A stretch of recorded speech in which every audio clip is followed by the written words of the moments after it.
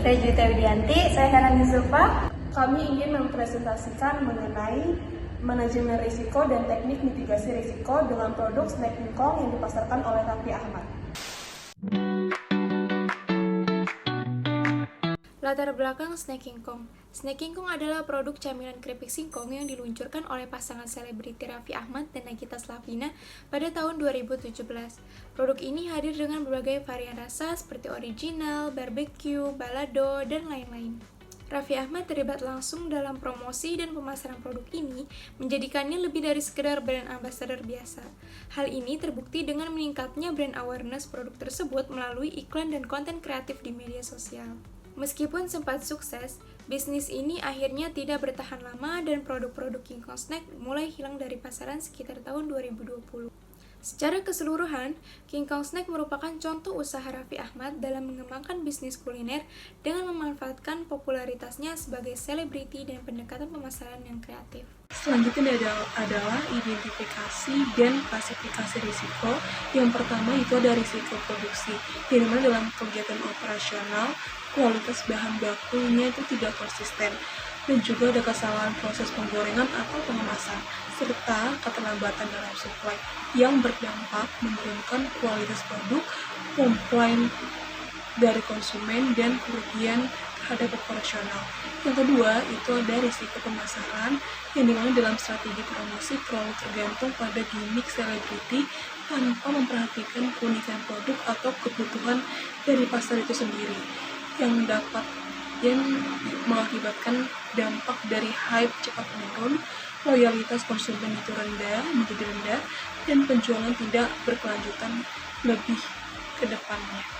Yang ketiga yaitu dari risiko persaingan, di mana ini persaingan dalam eksternal, dengan banyaknya produk serupa dengan harga dan kualitas yang bersaing, dalam arti keripik singkong lokal atau penjualan UMKM lainnya, yang berdampak menjadi sulit mempertahankan konsumen-konsumen dari Indonesia dalam kalangan pasar. Yang keempat yaitu ada risiko distribusi, di mana ketergantungan pada distribusi minimarket dan marketplace tanpa strategi distribusi alternatif, yang berdampak menjadi produk itu tidak mudah ditemukan, serta penurunan pada volume penjualan. Yang kelima yaitu risiko finansial, yang dimana biaya promosinya begitu besar namun tidak diimbangi dengan penjualan yang berkelanjutan, yang berdampak menjadi kerugian bisnis dan potensi menjadi gulung tikar atau bangkrut. Yang keenam yaitu risiko reputasi, yang dimana jika produk dianggap sebagai jualan artis musiman dapat menurunkan kepercayaan konsumen terhadap kualitas, yang berdampak akan penurunan citra merek dan loyalitas. Yang terakhir yaitu risiko regulasi atau pangan, yang dimana potensi pelanggaran izin BPOM serta label gizi atau kebijakan pangan lainnya, yang berdampak menjadi produk bisa ditarik dari peredaran dan mendapatkan sanksi hukum. Selanjutnya, saya akan menjelaskan analisis risiko dan dampak risiko. Analisis risiko adalah proses sistematis untuk mengidentifikasi, mengevaluasi, dan memahami risiko yang mungkin mempengaruhi suatu proyek, organisasi, atau kegiatan. Tujuannya adalah untuk mengetahui sejauh mana kemungkinan suatu risiko terjadi dan seberapa besar dampaknya jika risiko tersebut benar-benar terjadi. Sedangkan dampak risiko merujuk pada konsekuensi atau akibat yang ditimbulkan apabila suatu risiko benar-benar terjadi. Dampak ini bisa bersifat finansial, misalnya kerugian uang, operasional, misalnya gangguan proses bisnis, reputasional, misalnya rusaknya citra perusahaan, hukum dan regulasi, misalnya terkena sanksi hukum, serta keselamatan dan lingkungan, misalnya kecelakaan kerja atau pencemaran.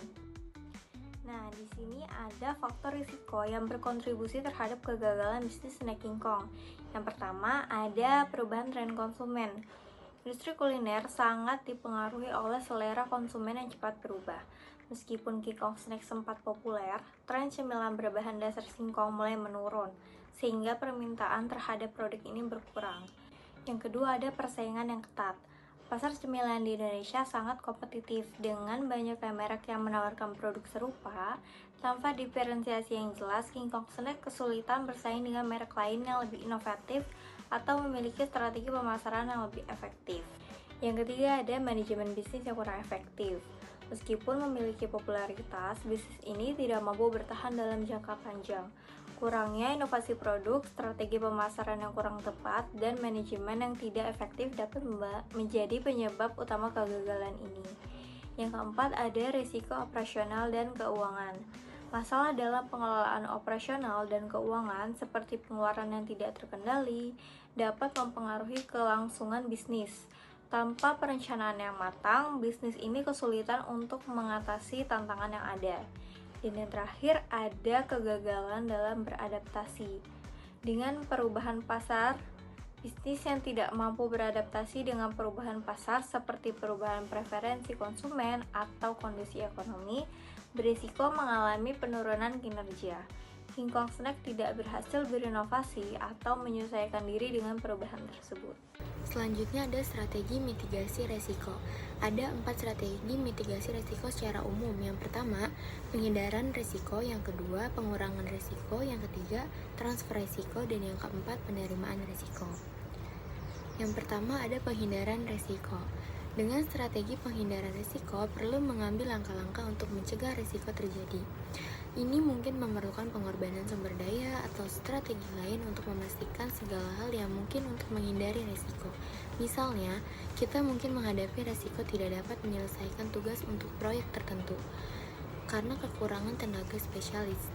Untuk menghindari resiko ini, kita dapat mempekerjakan beberapa tenaga spesialis jika salah satu dari mereka sakit atau tidak dapat bekerja. Tentu saja, mempekerjakan lebih banyak sumber daya akan membutuhkan porsi anggaran yang lebih besar. Jadi, menilai seberapa banyak yang didapat, kompromikan merupakan langkah penting dalam strategi ini. Yang kedua, ada pengurangan risiko.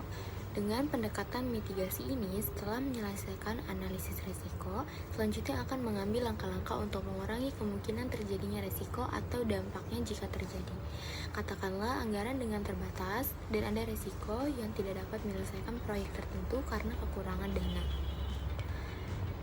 Kita dapat mengurangi kemungkinan terjadinya risiko tersebut dengan mengelola biaya secara proaktif sesuai anggaran. Yang ketiga ada transfer risiko. Pengalihan risiko melibatkan pengalihan konsekuensi risiko kepada pihak ketiga. Bagi banyak bisnis, hal itu mungkin melibatkan pembayaran kepada perusahaan asuransi untuk menanggung risiko tertentu. Pengalihan risiko juga dapat dituangkan dalam kontrak dengan pemasok, mitra alih daya atau kontraktor. Misalnya, jika suatu proyek tertunda karena menunggu komponen atau layanan dari kontraktor eksternal, kontraktor tersebut dapat menghadapi penalti atas kerugian pendapatan yang dialami bisnis. Selain itu, jika sebuah perusahaan memiliki karyawan atau kontraktor dari seluruh dunia, penasihat kepatuhan global dapat membantu mendukung dan mengatasi tantangan yang melekat dalam perluasan operasi di berbagai negara. Yang terakhir ada penerimaan risiko. Kita memiliki strategi penerimaan risiko yang berarti menerima risiko sebagaimana adanya. Terkadang kemungkinan manfaat lebih besar daripada risiko dan akan lebih menguntungkan dalam jangka panjang untuk mengambil risiko.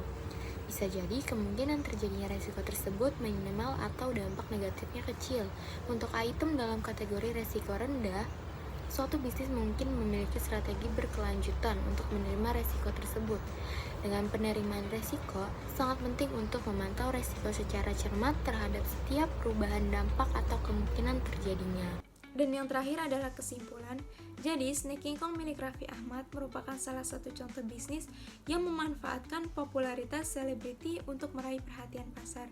Meski sempat booming, bisnis ini mengalami penurunan hingga akhirnya tutup. Berdasarkan analisis risiko, terdapat beberapa faktor penyebab kegagalan. Di antaranya adalah perubahan tren konsumen, persaingan pasar yang ketat, kurangnya inovasi, manajemen yang kurang efektif, serta kegagalan dalam beradaptasi dengan perubahan pasar.